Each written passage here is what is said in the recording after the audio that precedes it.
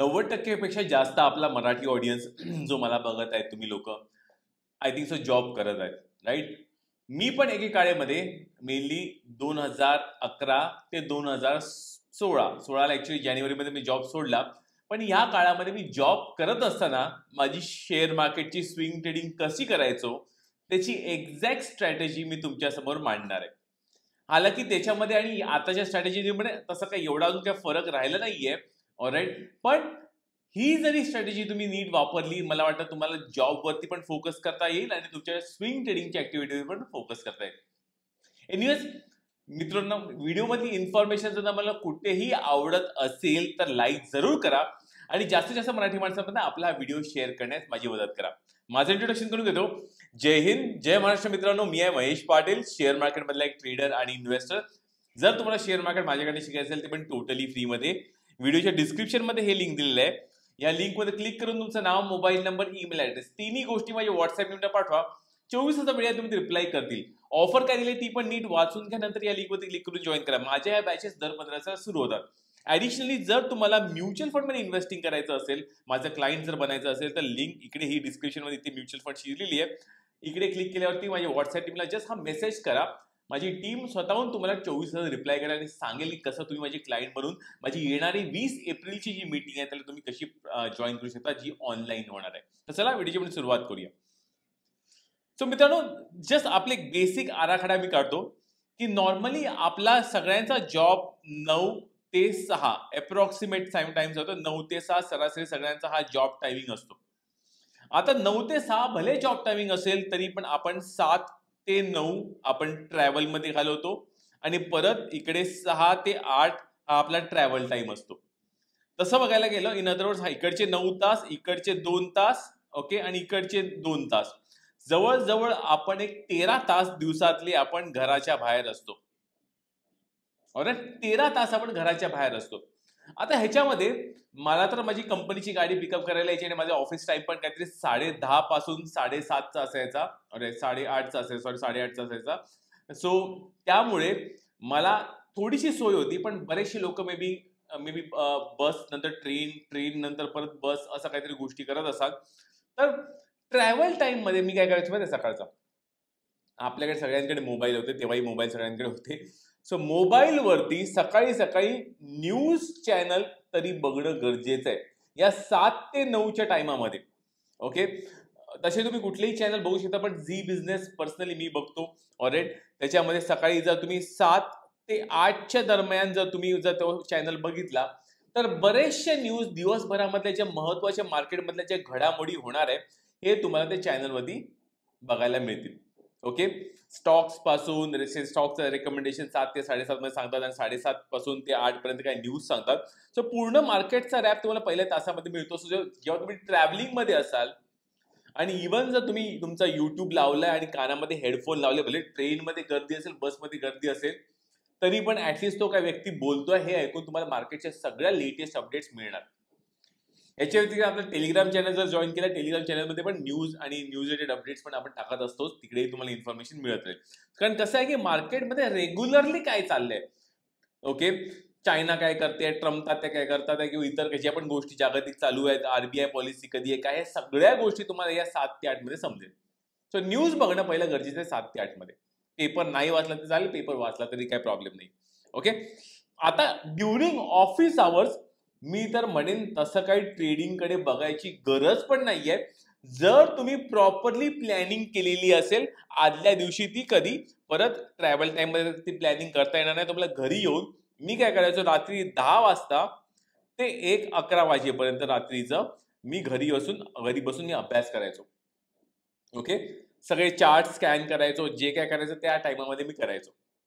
All right, आता पहिली गोष्ट, तर सिन्स मी ऑफिसला जातोय, तर ऑफिसला जाणाऱ्या व्यक्तीला स्विंग ट्रेडिंग जर करायची असेल तर आणि तिचे डिसिजन मेकिंग जर शेवटी दिवसाच्या एंडला असेल, तर बाय डिफॉल्ट तुम्हाला काय करायला लागणार, बाय डिफॉल्ट तुम्हाला डेली चार्टच बघायला लागणार. डेली चार्ट म्हणजे काय, ही प्रत्येक कॅन्डल 1 दिवसाची बनलेली आहे. सो डेली चार्ट वरतीच तुम्हाला फोकस द्यायला लागणार. ह्याच्या पुढे आपण पहिलं तर त्याच्या खालच्या टाइम फ्रेम्स वरती आपण जाऊ शकत नाही, आवरली किंवा मिनिट चार्ट वरती आपण जाऊ शकत नाही. ओके, सो डेली चार्टचा दररोज संध्याकाळी अभ्यास करायचा आणि त्यासाठी परत सांगतो, अभ्यास करण्यासाठी इव्हन तुम्ही तुमच्या वॉचलिस्ट तुम्ही नीटपणे अरेंज केली, ओके, तुमच्या ब्रोकिंगच्या अकाउंटमध्ये किंवा समजा तुमच्या ट्रेडिंग व्यू आणि असेल तर फटाफट स्कॅनिंग होते. ओके, एकदम काय मोटर रॉकेट साईज नाही बघा, नुसतं क्लिक केलं scan, click change, click change, click change. Okay, आता हे फटाफट बघा किती ऑलमोस्ट हे 15 ते 20 इन्स्ट्रुमेंट्स मी एका 15 ते 20 पण जास्त इन्स्ट्रुमेंट मी फटाफट मूव्ह करतोय. ऑफकोर्स तुम्हाला ही स्पीड ऑफ स्कॅनिंगनी बघायला बेबी थोडा मला वेळ लागेल, पण हे दररोज केली तर तुमच्या डोळ्याला ती सवय होईल की आपण मला काय पॅटर्न दिसतोय का. ओके, रोजचे एका तासामध्ये एक 300 ते 400 स्टॉक्स आरामात कोणीही स्कॅन करू शकतो, जर रेग्युलरली तुम्ही जर प्रॉपरली तुमची वॉच लिस्ट बिल्डिंग झालेली असेल. सो त्यासाठी काय करायला लागणार, सर्वात प्रथम ऍक्टिव्हिटी आपली लाईफ सिंपल करण्यासाठी जे पण ऑफिसला जाणारे आहेत त्यांनी स्वतःचे वेगवेगळ्या वॉचलिस्ट क्रिएट करायचे. मी जस्ट तुम्हाला माझी वॉचलिस्ट दाखवतो. ऑलराईट, सो माझ्याकडे कंपाऊंडर्स नावाची वॉचलिस्ट आहे, ज्यामध्ये मी टाकलेले आहेत सगळे जे कन्सिस्टंटली शेअर्स कंपाऊंड होत आहेत, त्याची अर्निंग पर शेअर कंपाऊंड होते 10% ओके, क्रिप्टोची एक वॉचलिस्ट आहे, डिफेन्स सेक्टरची वॉचलिस्ट आहे, ऑलराईट, नंतर एफएनओची वॉचलिस्ट आहे माझ्याकडे, गोदरेजच्या कंपनीची वॉचलिस्ट आहे, नंतर इंडेक्स स्पेसिफिक वॉचलिस्ट आहे, किराणा म्हणजे सगळे एफएमसीची वॉचलिस्ट आहे, लोन अगेन्स्ट सिक्युरिटीज मला कुठे मिळेल त्याची वॉचलिस्ट आहे, काही मोनोपॉली कंपनीज आहे त्याची वॉचलिस्ट क्रिएट केलेली आहे, मार्जिन ट्रेडिंग फंडिंगवाल्यांची वॉचलिस्ट आहे माझ्याकडे. ओके, नंतर एसएमई सेक्टरची वॉचलिस्ट आहे माझ्याकडे, pharma, railway, okay, star, too big to fail जी कंपनी कधी शून्याला जाणार नाही, आणि फायनली माझा पतपेढी पोर्टफोलिओ. ऑलराईट, सो अशा प्रकारे मी माझी वॉचलिस्ट क्लासिफाय करून ठेवली आहे. सो मला माहिती आहे की मला काय एक्झॅक्टली स्कॅन करायचं आहे. जर मला ऑप्शन्स ट्रेडिंग करायचं आहे, मला जर फ्युचर्स ट्रेडिंग करायचं आहे, एफएनओ वॉचलिस्ट मी स्कॅन करून घेणार. सो सर्वप्रथम सगळ्यांनी काय करायचं, पहिलं तर आपण आपली ही संध्याकाळचं ही जर आपली डेली एक्सरसाइज सुरू करायच्या आधी वॉचलिस्ट क्रिएशन पहिलं क्रमांकाचं काम तुम्ही करून घ्यायचं आहे, जर तुम्हाला सगळे ऑटोमेट करायच्या गोष्टी. एकदा वॉचलिस्ट क्रिएट केलं, वॉचलिस्ट मध्ये तुम्ही काही स्टॉक्स शॉर्टलिस्ट केल्यावरती त्या स्टॉक्सला तुम्ही तुमच्या ब्रोकरच्या अकाउंटमध्ये टाकणार. सो एक्झाम्पल ब्रोकरच्या अकाउंटमध्ये आपल्याकडे असतात ते 7-8 वॉचलिस्ट, तर मी म्हणेन की बा ही ठराविक वॉचलिस्ट आहे, त्याच्यामध्ये माझे शॉर्टलिस्ट केलेले स्टॉक्स मी ऍड करून ठेवणार. कारण का की मी ट्रेडिंग व्ह्यूला बघत बसू शकत नाही एवढे स्टॉक्स, मला बघायचं आहे की फक्त ते 4-5 स्टॉक्स जे माझ्या वॉचलिस्ट वरती आहे. कारण माझ्या ऑफिसमध्ये असताना मला समजा म्हणजे वॉकला गेलो मध्ये ब्रेकला, तरी पटकन माझी मोबाईल ॲप आपली ब्रोकरची ॲप ओपन करून चेक करणार की काय बाबा मला हे 5 स्टॉक्स माझे काय करतात. त्याचं कारण काय ते तुम्हाला सांगतो. भले मी इथे बोललोय तुम्हाला की या 9 ते 6 मध्ये आपल्याला काय करायचं नाही, पण ऍक्च्युली थोडं करायचं आहे. त्यामध्ये फक्त 3 ते 3:30च्या दरम्यान, 3 ते 3:30च्या दरम्यान सुट्टा ब्रेक घ्या. सुट्टा म्हणजे ऍक्च्युअली सुट्टा मारू नका, मारत नसाल तर जो ब्रेक आहे तो ब्रेक घ्यायचा, बाहेर वॉकला जायचं, वॉकला जाऊन 3 ते 3:30च्या दरम्यान मार्केटला बघायचं. कारण तेव्हा जे प्राइजेस असतात, क्लोजिंग प्राइजेस, ऑलमोस्ट जे क्लोजिंग प्राइजेस असतात ते one of the best prices एंट्रीसाठी किंवा एक्झिटसाठी पण ठरतात. एंट्रीसाठी का, समजा कुठला शेअरचं ब्रेकआउट देतोय आणि जर तुम्ही तो उद्या बाय केला, मे बी सकाळी ओपनिंगला तो गॅप अप मारेल, पण क्लोजिंगला तुम्ही 3:15 ते 3:30 मध्ये बाय केला तर व्हेरी लाईकली तुम्हाला बेस्ट प्राइस क्लोजिंग प्राइस मिळून जाईल.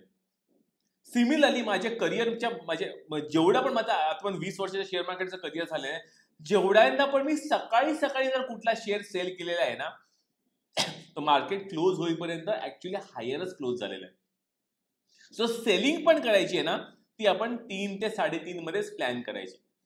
सो इन अदर वर्ड्स 3 ते 3:30 पण जाऊ दे, 3:15 ते 3:30 फक्त 15 मिनिटाचा ब्रेकसाठी जरा कल्टी मारायची, दररोजच्या दुपारची चहा प्यायची, तलब आल्यासारखे जायचं बाहेर, ऑलराईट, आणि फक्त बघायचं की माझे वॉचलिस्ट वरती जे शेअर्स आहेत त्याच्यामध्ये ब्रेकआउट येतोय का, की माझे कुठले टार्गेट्स येतात आहेत का, तर त्याप्रमाणे आपण प्लॅन करायचं. ओके, पण त्यासाठी आपल्याला हे सगळं रात्रीचं 11 ते 12 मध्ये आपल्याला स्कॅनिंग करायला लागेल. ऑलराईट, आता हे तर झालं सगळं विथ रिस्पेक्ट टू की बाबा तुम्ही बाईंग आणि सेलिंग आणि ह्याच्यामध्ये. आता तुम्ही म्हणा की ह्याच्यामध्ये रिसर्च काय, रिसर्च पण तुमचा शेवटी परत इकडेच येणार. ओके, रिसर्च करण्यासाठी परत सांगतो स्क्रीनरचा वापर करा. स्क्रीनरमध्ये परत तुम्ही तुमच्या स्कॅनर बनवायच्या आधी किंवा वॉचलिस्ट बनवायच्या आधी बघा तुम्हाला कशा टाईपच्या याच्यामध्ये काम करायचं आहे. डिव्हिडंड गिव्हिंग स्टॉक्स मध्ये काम केलं तर ऍक्च्युअली चांगली गोष्ट आहे, कारण समजा स्टॉक जर अडकून जरी पडला तरी डिव्हिडंड तरी येतोय. असं नाही की शेअर मार्केटमध्ये मी काहीच कमवत नाहीये. ऍटलीस्ट माझा जो पोर्टफोलिओ त्याच्यावरती 1% तरी मिळतोय. ओके, कारण most of the stocks real around about 1% देतात, काही स्टॉक्स जास्त पण देतात, पण 1% ग्रोथवाले कंपनीज तर आपल्याला देतात. ओके, हे झालं आपलं परत विथ रिस्पेक्ट टू कशा टाईपच्या स्टॉक्समध्ये. फंडामेंटली साऊंड कंपनी जे डिव्हिडंड देतात त्याच्यामध्ये त्यांची वॉचलिस्ट क्रिएट करा आणि त्याच्यामध्ये काम करा. कशामध्ये? डेली चार्ट्सवरती. आता तुम्ही म्हणा नाही महेश डेली पण ड्राईव्ह मला खूपच बिझी आहे, मला डेली पण मला तेवढं जमत नाही तर काय करू? तर इन दॅट केस सिम्पल आहे, तर आपण in that case decision making वीकलीवरती शिफ्ट करायचं. जसं आज शनिवार आहे जेव्हा मी व्हिडिओ क्रिएट करतोय, ऑलराईट, शनिवार आहे माझ्याकडे, संडे आहे, आरामात मी 2 दिवसामध्ये पूर्ण परत शेअर मार्केटचा अभ्यास करेन. अभ्यास केल्यावरती माझी डिसिजन मेकिंग वीकली चार्ट्सवरती असणार की वीकलीवरती कुठे ब्रेकआउट येतोय का, वीकलीवरती मला कुठे डीप बाईंग अपॉर्च्युनिटीज येतात का. सो ते प्रॉपरली प्लॅन करून परत सकाळी नेक्स्ट डेला 9:15 मार्केटमध्ये आपण किंवा आफ्टर मार्केट ऑर्डर्स पण टाकून आपण जाऊ शकतो. कारण आपल्याकडे सध्या काही तेवढ्या मोठ्या बल्क ऑर्डर्स नसणार आहे आणि बल्क ऑर्डर जरी असल्या तर सकाळचे 15 ते 20 मिनिटं जर 2:15 ते 9:30चा टाइम जर परत सुट्टा ब्रेक घेतला किंवा चाय पाणीचा ब्रेक घेतला त्याच्यामध्ये पण ऑर्डर्स टाकून सकाळी सकाळी टाकल्या तरी काय प्रॉब्लेम नाही. कारण वीकली चार्ट्सवरती आपले एक्सपेक्टेशन बाय डिफॉल्ट असतात की मला 20 ते 50 ते 100% पण रिटर्न मिळावे. ओके, सो अशा प्रकारे तुम्हाला काय सूट होत आहे, दररोज नाही काम करता येत तर वीकलीवरती जायचं. तुम्ही म्हणा नाही महेश हे पण नको मला, ठीक आहे मला वीकली करता येतं, डेली करता येतं, पण पगार तर मला एकदाच येतो ना महिन्यातून, तर मी काय करू? राईट, कारण मला माझी स्ट्रॅटेजी मनी मॅनेजमेंटच्या हिशोबाने बनवायची की जसा माझा पगार आला की मला बेस्ट केस मला मार्केटमध्ये पैसा लावायचा. इन दॅट केस मग काय करायचं, मंथली चार्टवरती शिफ्ट करायचं. सो मंथली चार्टवरती शिफ्ट केल्यावरती कसं आहे की प्रत्येक कॅन्डल ही 1 महिन्याची असते. ऑलराईट, सो तुम्ही म्हणणार की ह्या महिन्यामध्ये लेट्स से की आपण चला ह्या महिन्यामध्ये मस्त ब्रेकआउट दिसतोय आणि मी माझा महिन्याचा पगार जो येणार आहे, नॉर्मली बरेच लोकांचे पगार इंटरेस्टिंगली 26-27 तारखेला येतात. ओके, तुमचा पगार कधी येतो कमेंट सेक्शन मध्ये टाका, बघूया किती लोकांचे पगार कधी येतात. कारण मी जेव्हा ॲक्सेंचर कंपनीमध्ये काम करत होतो आमचे सगळ्यांचे पगार 26 तारखेला द्यायचे. ओके, इव्हन माझे काही अफिलिएट मार्केटिंग म्हणजे युट्यूबचा माझा इन्कम 23 तारखेला येतो. ऑलराईट, एका अफिलिएट मार्केटिंगचा आमचा one of the broking income आहे तो आमचा 27-28 तारखेला येतो. सो मोस्ट ऑफ द लोकांचे ऍक्च्युअली 1 तारखेच्या आधीच लोकांचे पेमेंट्स येऊन जातात. ओके, म्युच्युअल फंडचा माझा आय थिंक सो म्युच्युअल फंडचा माझा 28 तारखेला येतो माझा पेआउट. ओके, सो अशा प्रकारे सिन्स पेआउट्स आपल्याकडे ऑलरेडी ते लास्ट आठवड्यामध्ये आलेले असतात, फक्त आपल्याला वेट करायचं की मंथली कॅन्डल क्लोज होण्याच्या हिशोबाने जी 30 तारखेला किंवा जो महिन्याचा लास्ट दिवस असेल तेव्हा क्लोज होते. आणि मंथली चार्टवरती जर आपण डिसिजन मेकिंग असेल तर इन दॅट केस 10,000चा इकडे नॅसडॅक तसा 14 निफ्टीचा 14,000 झालेला आहे. क्योंकि हा जो पण आहे निफ्टी 200 जो आहे किंवा जो पण रँडम इंडेक्स तुम्ही घेऊन चला स्टॉक घेऊन चला. ओके, तशा टाईपचे मोठे मुवमेंट्स 100%, 200%, 1000%चे मुवमेंट्स तुम्हाला मंथली चार्टवर दिसायला लागतात.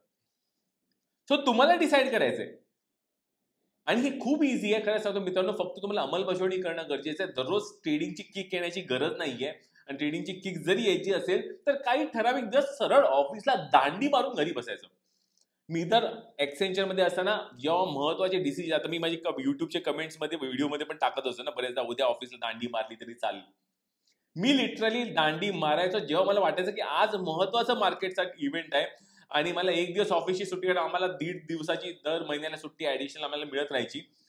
सो ती माझ्याकडे तो सुट्टीचा साठा भरपूर होता, पण सिक लिव्हचा पण साठा माझ्याकडे भरपूर होता. तर ते स्ट्रॅटेजिकली प्लॅन करून ते मी दांड्या मारायचो आणि त्या दिवशी घरी बसून ऑर्डर एक्झिक्यूट. कसं आहे, जसं मार्केटमध्ये त्यादिवशी क्रॅश आलेला होता. ओके, त्या मार्केट क्रॅशमध्ये पण मी त्या दिवशी 48,000 रुपयाचा प्रॉफिट म्हणजे आईच्या पोर्टफोलिओमध्ये केला. ऑप्शन मध्ये पण केलेला आणि याच्यामध्ये स्विंग ट्रेडिंग मध्ये पण केलेला होता. कारण जस्ट मला माहिती होते मार्केट एवढं खाली गॅप डाऊन होत आहे ते थोडंसं रिकवर तर होणारच आहे आणि ते फटकन झालं पण रिकवर. सो अशा प्रकारे या सगळ्या गोष्टी आपल्याला जर प्लॅन ॲज अ जॉब मध्ये असताना पण स्विंग ट्रेडिंग आपण daily, weekly, monthly time frames वरती केली, रिसर्च जर आपण संध्याकाळचा केला, ऑलराईट, डिव्हिडंड वाल्या स्टॉक्स मध्ये जर म्हणजे ऍटलीस्ट काहीतरी डिव्हिडंड स्टॉक्स मध्ये टेक्निकली ट्रेडिंग जरी केली तर मला वाटतं भीती वाटण्याची काही गरजच नाहीये. चांगला मोठा पैसा आपला रेग्युलरली बनत राहतो. एनिवेज माझे व्हेरीफाईड पेनल्स तुमच्या समोर आहेतच. ऑलराईट, मी काय हवे तर बोलत नाहीये. मागच्या 4 वर्षामध्ये 5 वर्षामध्ये 1 CR पेक्षा प्रॉफिट जास्त स्विंग ट्रेडिंग मध्ये केलेला आहे. ऑलराईट, आणि परत आता नवीन अकाउंट तुमच्या समोर चालू करायला केलेलं आहे, परत सेम अकाउंट मध्येच की शून्यापासून सुरू करतोय. आणि हे जे आहे ओके माझं, ह्याला मी घर खर्च पोर्टफोलिओ म्हणून याचं नाव दिलेलं आहे. ऑलराईट, आणि सोफार या पोर्टफोलिओमध्ये जवळजवळ मी 46,000 रुपयाची मी बाईंग केलेली आहे. ऑलराईट, आणि रेग्युलरली ह्याच्यामध्ये परत दर दिवसा एक 5,000 रुपयाची जेव्हा पण ट्रेडिंग डे असतो 5,000 रुपयाची इन्व्हेस्टमेंट टाकत आहे आणि 5,000 रुपये ते मार्केटमध्ये इन्व्हेस्ट करत आहे. ह्याचा व्हेरीफाईड पॅनल म्हणजे डिस्क्रिप्शनमध्ये आहे. सध्या जस्ट तुम्हाला छोटे मोठे गेम दिसायला चालूही झालेले असतील त्याच्यामध्ये. पण परत सांगतोय की ही स्टाईल ऑफ पण मी ट्रेडिंग जी करतोय ह्याच्यामध्ये पण मी दिवसभर मार्केटला बघतच नाही अकाउंटला जेव्हा ओपन करतो तेव्हा. ह्याला फक्त आणि फक्त पैसा ऍड करण्यासाठी आणि नंतर ऑर्डर मी ऑलरेडी सिस्टम मध्ये लावून ठेवलेले असतात. ते सिस्टम मधले ऑर्डर जाऊन तेव्हा एक्झिक्यूट व्हायचे असतात, तेव्हा एक्झिक्यूट होणार. एनिवेज ह्याचा पण फुल परफॉर्मन्स तुम्हाला ऑलरेडी माझ्या टेलिग्राम चॅनलमध्ये मी दाखवत राहणारच आहे. आणि even for that matter weekly basis किंवा मंथली बेसिसमध्ये ह्या अकाउंटची ग्रोथ कशी चालली आहे, व्हेरीफाईड पेन हे अकाउंटची डिस्क्रिप्शनमध्ये तिथं तुम्ही चेकआउट करू शकता. पण स्विंग ट्रेडिंग जर डिसिप्लिनने जर तुम्ही केली ना, खरंच डिसिप्लिनने गेली ना, खूप मोठा पैसा बनू शकतो. मी पण थोडा इनडिसिप्लिन आहे अजूनपर्यंत, पण बऱ्याचशा गोष्टी मी ज्या शिकलेल्या आहेत मागच्या 2-3 वर्षामध्ये, ते आता मी बरंच बदल केलेला आहे. एकतर मनी मॅनेजमेंटमध्ये खूप बदल केलेला आहे माझ्या. त्याच्यामुळे कन्सिस्टंटली मला खूपच कॉन्फिडन्स आले त्या टाईप ऑफ ट्रेडिंग मी करतोय. फक्त याच्यामध्ये एवढंच आहे की आपल्याला मार्केटच्या टाइममध्ये स्विंग ट्रेडिंगमध्ये जेवढं कमी मार्केटला बघाल तेवढं चांगलं. अनलेस तुम्ही इंट्राडे ट्रेडर असाल तर गोष्ट वेगळी आहे, ऑप्शन ट्रेडर असाल तर गोष्ट वेगळी आहे. मी स्विंग ट्रेडिंगचं स्पेसिफिकली बोलतोय. मित्रांनो, व्हिडिओ आवडला असेल तर लाईक जरूर करा.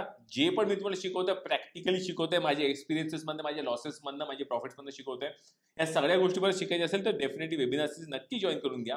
या बॅचेस दर 15 दिवसाला सुरू होतात. मी आहे महेश पाटील. जय हिंद, जय महाराष्ट्र.